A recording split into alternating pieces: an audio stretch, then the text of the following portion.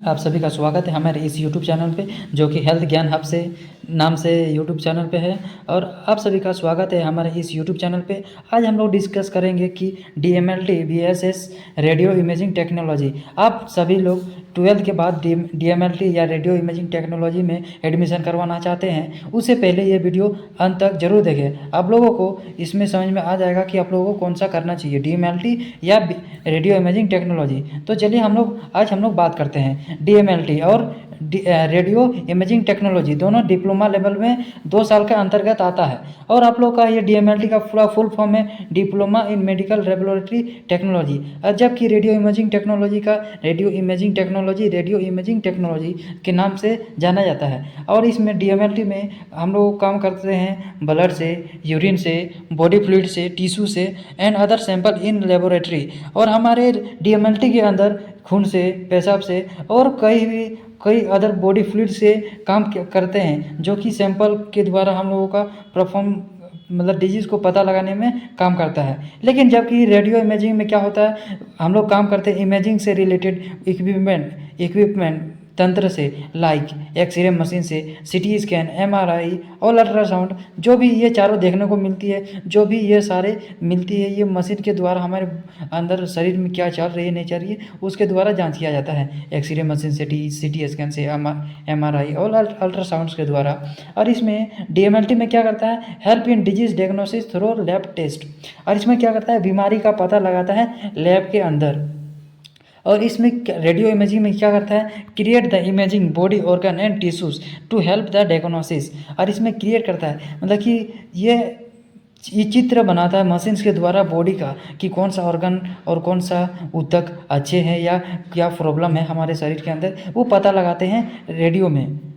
और ये दोनों 2 साल, ये अगर कोर्स का ड्यूरेशन का बात करें तो ये दोनों में 2 साल का ही होता है डिप्लोमा लेवल का। और इसमें सब्जेक्ट देखने को मिलेगा आपको DMLT में biochemistry, microbiology, pathology, haematology, clinical pathology, lab technique, ये सारे देखने को मिलेगी आपको DMLT के अंदर। और बायोकेमिस्ट्री पढ़ना पड़ेगा DMLT के अंदर, माइक्रोबायोलॉजी पढ़ना पड़ेगा, पैथोलॉजी, हेमेटोलॉजी। और हेमेटोलॉजी में ब्लड का सैंपल्स के बारे ब्लड से जो भी रिलेटेड है सब हेमेटोलॉजी में आपको पढ़ना पड़ेगा।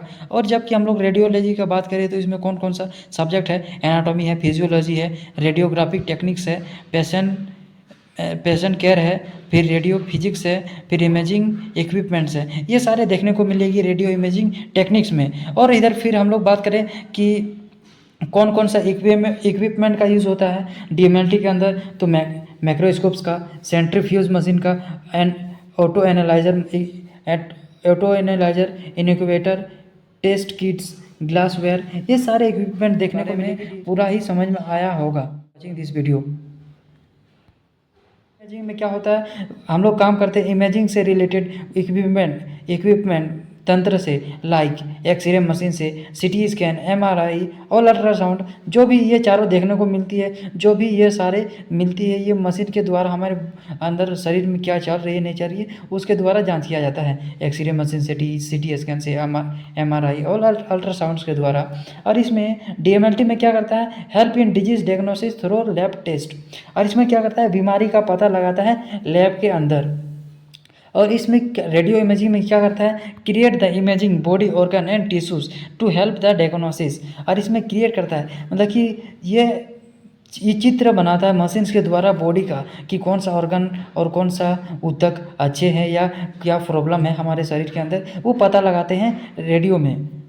और ये दोनों 2 साल, ये अगर कोर्स का ड्यूरेशन का बात करें तो ये दोनों में 2 साल का ही होता है डिप्लोमा लेवल का। और इसमें सब्जेक्ट देखने को मिलेगा आपको DMLT में biochemistry, microbiology, pathology, haematology, clinical pathology, lab technique, ये सारे देखने को मिलेगी आपको DMLT के अंदर। और बायोकेमिस्ट्री पढ़ना पड़ेगा DMLT के अंदर, माइक्रोबायोलॉजी पढ़ना पड़ेगा, पैथोलॉजी, हेमेटोलॉजी। और हेमेटोलॉजी में ब्लड का सैंपल्स के बारे ब्लड से जो भी रिलेटेड है सब हेमेटोलॉजी में आपको पढ़ना पड़ेगा।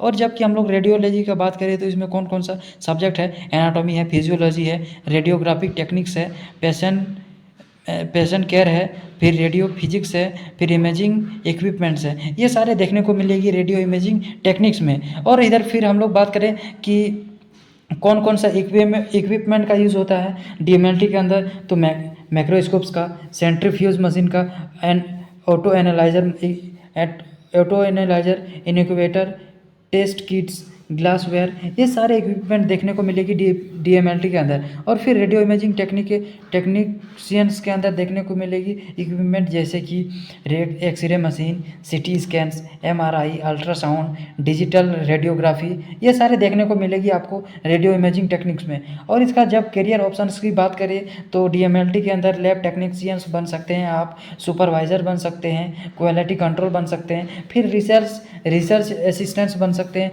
जो भी रिसर्च कर रहा है उसका असिस्टेंट्स बन सकते हैं आप डीएमएलटी के अंदर कोर्स करने के बाद। और आप हम लोग बात करें career options radio imaging techniques में, तो आप इसमें काम कर सकते हैं रेडियोग्राफर में, सिटी स्कैन एमआरआई टेक्नीशियंस में, रेडियो सुपरवाइज़र में, एप्लीकेशन स्पेशलिस्ट में काम कर सकते हैं रेडियो इमेजिंग टेक्निक्स में। ये सारे पोस्ट आप लोग को देखने को मिलेंगी जब आप ये रेडियो इमेजिंग टेक्नीशियंस करने के बाद ये सारे पोस्ट आपको करने को मिलेंगे या कर सकते हैं आप। और इसका सैलरी का बात करें तो डीएमएलटी के अंदर प्रेशर्स का 15 से 30,000 पर मंथ आपको देखने को मिलेगी डीएमएलटी के अंदर, जबकि रेडियो इमेजिंग टेक्निक्स में आपको 18 से 40,000 पर मंथ फ्रेशर्स में देखने को मिलेंगे। अगर आप इसी तरह आप लोग का ट्रेनिंग और क्या बोलते हैं ये आपका क्या बोलते हैं एक्सपीरियंस का और क्या बोलते हैं फिर नॉलेज पे भी डिपेंड करता है कि आपको कितना पैसा दे, और साथ में ही हॉस्पिटल पे भी डिपेंड करता है कि आप कौन सा हॉस्पिटल में किस जगह पे काम कर रहे हैं, ये सारे में डिपेंड करता है।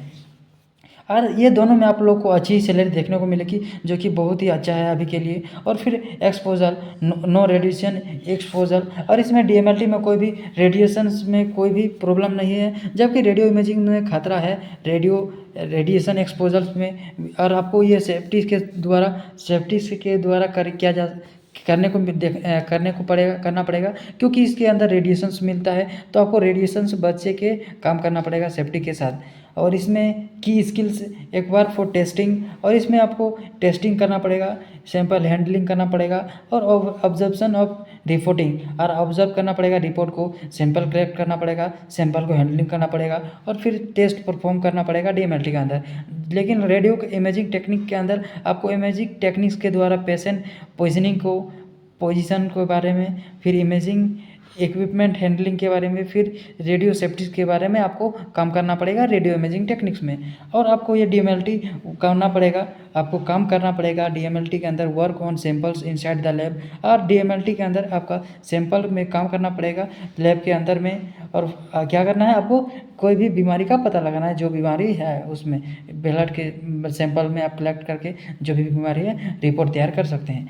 हालांकि रेडियो इमेजिंग टेक्निक्स में आपको वर्क करना पड़ेगा इमेजिंग इनसाइड द रूम, और कमरे के अंदर आपको क्या करना पड़ेगा, इमेजिंग करना पड़ेगा, फाइंड द प्रॉब्लम्स, आपका पेशेंट में क्या प्रॉब्लम है उसको पता लगाना पड़ेगा। आई होप आप सभी को ये दोनों के बारे में अच्छी तरह से समझ में आया होगा। और आप लोग को कोई भी दिक्कत पड़ता है तो आप लोग कमेंट सेक्शन में जा करके कमेंट कर सकते हैं। आई होप आप सभी को डीएमएलटी और रेडियो इमेजिंग टेक्नीशियन के बारे में पूरा ही समझ में आया होगा। और कोई गलती मतलब कि आप लोगों को कोई समझ में नहीं आया कोई चीज़, तो आप लोग जाके कमेंट में कमेंट कर सकते हैं, और मैं आप सभी को पूरा रिप्लाई देने का कोशिश करूँगा। Thank you for watching this video.